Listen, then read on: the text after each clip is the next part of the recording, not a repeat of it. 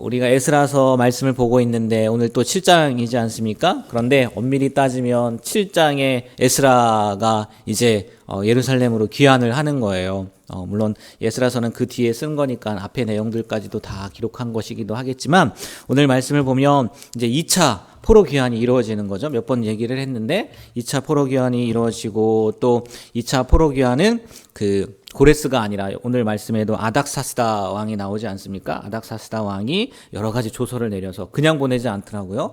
권위도 주고 또 권위뿐만이 아니라 물질 같은 것도 굉장히 많이 줘서 2차 그 귀환 가운데에서 뭐 에스라가 등장하는 것만으로도 아마 이스라엘 백성들에게는 큰 힘이 되지 않았을까라고 이렇게 생각이 되긴 합니다. 뭐 참고로 오늘 말씀에도 나와 있는데 이 2차 귀환이 아닥사스다 제7년 그러니까 BC 458년 1월 1일에 출발해서 4개월 뒤인 5월 1일에 예루살렘에 도착했다고 이렇게 오늘 말씀에 나오지 않습니까? 그러니까 우리가 참고로 알아둬야 될 게 뭐냐면 다리오 왕 때 우리 어제 말씀이었죠. 예루살렘이 성전이 재건이 되잖아요. 네, 재건이 된다고요? 그렇잖아요. 다리오 왕이 그 문서를 발견하게 되고 진짜 있었네 해서 다시 하게 되어서 4년 만에 예루살렘 성전이 재건이 됐다고 말씀을 드렸지 않습니까? 이 다리오 왕이 세 번째 왕이란 말이에요. 메데 바사의 세 번째 왕이고 그다음에 이 아닥사스다 왕은 다섯 번째 왕이에요. 그리고 그 사이에 누가 있냐면 아하수에로 왕이 있어요. 아하수에로 왕이 누군지 아시죠? 에스더. 네, 에스더 남편이잖아요. 그래서 그렇게 얘기를 하더라고요. 이 다리오 때 성전 재건을 하고 그 사이 이제 아하수에로 왕 때 이제 에스더서가 이제 발현이 된 거죠. 그리고 나서 이 에스더서에 보면은 하만이 유다 사람들을 죽이려고 히브리 사람들을 죽이려고 하지 않습니까? 유다 사람들을. 근데 반대로 하만이 죽게 되잖아요. 그래서 불임절이라는 것이 생기잖아요. 이게 말씀을 준비하다 보니까 아마 그 사건이 있어서 하나의 계기가 되어서 이 2차 포로 귀환이 이루어지지 않았을까. 그러니까 순서상으로는 그렇지 않습니까? 성전 재건, 그다음에 그 하만 사건, 그리고 나서 아닥사스다 왕의 제2차 포로 귀환 뭐 이렇게 나오니까 그것도 한 역할을 하지 않았을까라고 이야기를 하더라고요. 어쨌든 뭐 이거는 그냥 그 역사적으로 이렇게 그 상황 가운데 있는 것들 한번 알아두시면 좋을 것 같고요. 오늘 이 말씀 에스라서의 7장의 말씀을 통해서도 한 두 가지만 살펴보려고 하는데 먼저 2절부터 5절까지의 말씀을 보면 에스라 출신 배경에 대해서 나와요. 그래서 몇 대손이고 몇 대손 쭉 올라가지 않습니까? 봤더니 제사장 가문 출신이잖아요. 그렇잖아요? 네. 쭉 가서 봤더니 대제사장 아론부터 이렇게 쭉 오지 않습니까? 그러니까 에스라가요. 그냥 정말 좋은 가문이었던 거죠.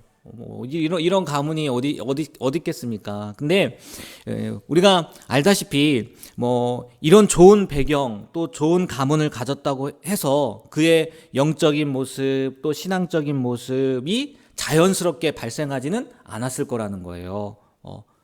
그렇지 않겠습니까? 어느 나라나 어느 민족이나 훌륭한 가문, 훌륭한 전통을 가지기 위해서는요, 그 가문에 속한 사람들의 부단한 노력이 있어야 되지 않겠습니까?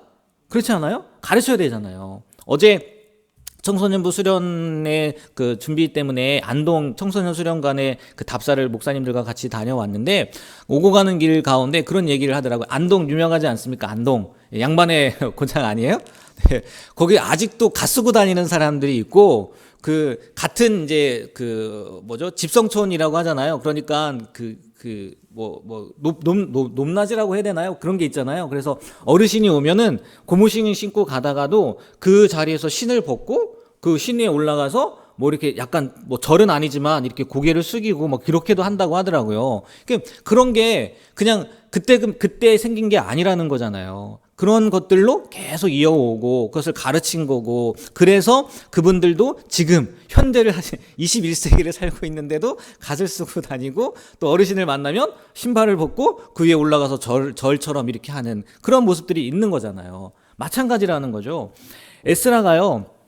물론 아무리 훌륭한 가문에서 태어났다 할지라도 그 본인 스스로 그것을 준비하지 않고 노력하지 않으면 그것도 문제가 되긴 하겠지만 이 에스라 윗대 사람들이 분명히 에스라에게 그렇게 가르치고 교육하고 훈계하고 교훈했기 때문에 에스라와 같은 뭐 학자 겸 제사장 뭐 이런 인물이 태어나지 않았겠느냐는 거예요.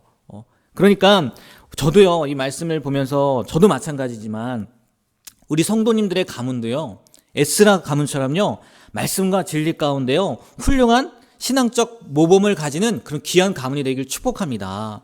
네, 정말 얼마나 아름다워요. 내 때는 아니지만 나의 자녀들이 에스라와 같은 사람들이 생겨난다고 생각을 해보세요. 반대로 정말 나는 신앙생활을 제대로 했음에도 불구하고 우리 자녀들에게 그런 것들을 전하지 못한다면 에스라가 아니라 히스기야 밑에서 므낫세 왕이 태어났던 것처럼 그런 일도 일어날 수 있는 거잖아요. 바라기는 오늘 이 에스라가 이스라엘 그 2차 포로 귀환을 했을 뿐만이 아니라 그 땅 가운데 가서 율법을 가르치고 또 이스라엘 백성들을 하나님의 말씀으로 잘 이끌었던 것처럼 우리의 가문을 통해서 하나님의 말씀이 잘 전달되어질 뿐만이 아니라 하나님의 말씀대로 살아갈 뿐만이 아니라 우리 가정이 아니라 또 이웃을 공동체를 더 나아가서는 우리나라에도 큰 도움이 되는 그런 귀한 믿음의 가문이 되길 또 우리의 자녀들의 되길 주님의 이름으로 축복합니다. 네, 그러기 위해서는요 정말 부단히 우리가 가르쳐야 될 거예요. 성경에도 나오지 않습니까? 신명기 말씀에 부지런히 가르쳐야 되잖아요. 늙어서 떠나지 않도록 마땅히 행할 길을 가르치라고 이야기를 하고 주의 교훈과 훈계로 가르치라고 하고 어떻게든지요 우리가 주님의 말씀대로 살아갈 수 있도록 우리의 자녀들에게 재산이 아니라 재산을 어떻게든지 물려주려고 애쓰고 노력하는 게 아니라 어떻게든지 신앙을 물려주려고 애쓸 수 있는 우리 모두가 되길 주님의 이름으로 부탁드립니다. 네. 그리고 마지막 부분에 보면 20절, 28절 보면요. 이 아닥사스다 왕의 그 조서를 받은 에스라가요. 누구를 찬양하냐? 하나님을 찬양하거든요. 27절 말씀 한번 볼까요? 네, 27절 말씀. 다 같이 한번 읽어보도록 하겠습니다. 우리 조상들의 하나님 여호와를 그가 왕의 마음에 예루살렘 여호와의 성전을 아름답게 할 뜻을 두시고 아멘. 아닥사스다가 보여준 게요 정말 대단한 거였단 말이에요. 물론 다리오 때도 그런 조서를 하고 많은 그 기명들을 그 성전을 재건하기 위한 것들을 보내주긴 했지만 이 시간차가 한 58년을 얘기하더라고요. 60년 가까이 된 거란 말이에요. 어떻게 보면 에스라는 태어나기 전의 일이었을 수도 있단 말이에요. 근데 본인의 때에 물론 들었을 수도 있겠죠. 옛날에 우리 성전 재건을 했는데 다리오 왕이 이런 일을 했어 라는 것을 들었을 수도 있었겠지만 지금 에스라는요 직접 경험한 거예요. 진짜 아닥사스다 왕이 고레스가 1차 포로 귀환을 보냈던 것처럼 또 다리오가 성전 재건할 때 이런저런 것들을 같이 보내준 것처럼 자기도 지금 예루살렘으로 보내는데 이 아닥사스다 왕이 그냥 보내요? 그냥 보내지 않아요. 여러 가지 물질들 뿐만이 아니라 명령을 주지 않습니까? 에스라의 말을 다 들어야 된다라는 그런 조서까지도 주는 거잖아요. 근데 이 모든 것을 에스라는요 누구로부터 왔다고 지금 고백하고 있는 거예요? 하나님으로부터 왔다고 고백을 하는 거죠. 그러니까 당연히 그 믿음이 그렇게 성숙했으니까 이런 고백을 하는 거겠지만 이 말씀처럼 우리 인생도 그렇지 않습니까? 에스라 시대뿐만이 아니라 우리의 인생도요 하나님의 간섭이 없다면 하나님의 섭리가 없다면요 우리가 이 땅 가운데 지금 이 자리에 서 있을 수 없다는 거예요. 당연한 거잖아요. 때문에요 우리는요 하나님을요 에스라뿐만이 아니라 어떤 사람이 되었던 것처럼 우리도 하나님을 찬양할 수밖에 없다는 거예요. 나에게 행하신 일들에 대해서 모든 것에 대해서요 하나님을 생각하고 하나님을 기억하고 더 나아가서는요 하나님의 선하심을 믿고 하나님 앞에 찬양 드릴 수 있는 우리가 되었으면 좋겠어요. 사람들이 보면요 우리는 아니지만 어떤 경우에 안 되거나 힘들고 어려우면은 좌절하고 낙심하고 그렇지 않습니까? 반대로 잘 되면은 교만해지고 왜 그런가 봤더니요 그 중심에는요 누가 있었냐면 자기가 있었던 거예요. 자기가 내가 이렇게 했는데 안 돼서 낙심하는 거고 내가 이렇게 했는데 돼서 교만했다는 거죠. 그러나 우리는 알다시피요 내가 아무리 절망적인 상황 가운데 있다 할지라도 반대로 승승장구하는 삶을 산다 할지라도 우리의 배후에는 누가 있는 거예요? 하나님이 계신 거예요. 그래서 절망할 필요도 없는 거고 낙심할 필요도 없는 거고 더 나아가서는 교만할 필요도 없는 거예요. 다윗이요 시편에요 이런 고백을 하거든요. 내가 여호와를 항상 내 앞에 모심이요 그가 하나님이 내 우편에 계심으로 내가 요동치 아니하리로다라는 고백을 해요.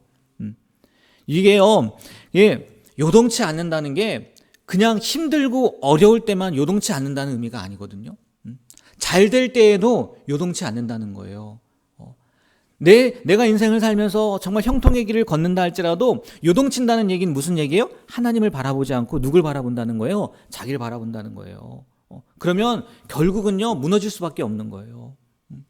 에스라가 모든 일의 배후에는 하나님이 계시다는 것을 알았고 또 믿었고 그것을 입술로 고백했던 것처럼요 우리도요 알고 믿지 않습니까? 네, 그렇잖아요. 그러면 우리의 입술을 통해서요 늘 고백했으면 좋겠어요. 하나님, 내가 하나님을 찬양합니다. 이러한 일이 있어도 내가 하나님을 찬양하고요 저러한 일이 있어도 하나님을 내가 찬양합니다. 예전에 한번 말씀드렸잖아요. 하나님은 선하신 분입니다. 그렇잖아요. 선하신 하나님으로부터 온 거라면요 우리에게는요 선하지 않은 일이 없다는 거예요. 어떠한 일이 닥치든지. 그래서 이 에스라의 고백이요 우리의 고백이 되었으면 좋겠어요. 어떠한 일을 겪어도 또 다윗처럼 요동치 않는 하나님이 내 앞에 있으니까 하나님이 내 곁에 있으니까 흔들리지 않는 그런 귀한 신앙을 가지고 그런 귀한 믿음을 가지고 살아갈 수 있는 우리 모두가 되길 주님의 이름으로 부탁드립니다. 네, 기도하겠습니다. 하나님, 에스라가 이제 기한을 하면서 또 고백했던 것들 또 에스라의 그 족보들을 통해서 우리가 어떠한 모습으로 살아야 되는지 또한 알게 됩니다. 정말 그렇습니다. 하나님, 우리가 하나님을 믿게 된 건 전적인 하나님의 은혜이고 또 여기까지 오게 된 것도 하나님의 섭리임을 믿습니다. 그것을 늘 기억하며 하나님을 찬양하며 에스라가 하나님을 송축했던 것처럼 우리도 늘 송축하는 삶을 살아갈 뿐만 아니라 우리에 대해 이 믿음이 끝나는 것이 아니라 우리의 자녀들에게까지도 그 귀한 믿음을 전달해 줄 수 있도록 붙잡아 주셔서 우리의 가문 가운데 또 우리의 자손들 가운데 에스라처럼 하나님을 바라보고 또 하나님 뜻대로 순종하고 또 하나님의 귀한 사명을 감당하게 되는 그런 귀한 믿음의 자손들이 일어날 수 있도록 은혜를 더하여 주시옵소서. 감사하며 예수님의 이름으로 기도합니다. 아멘.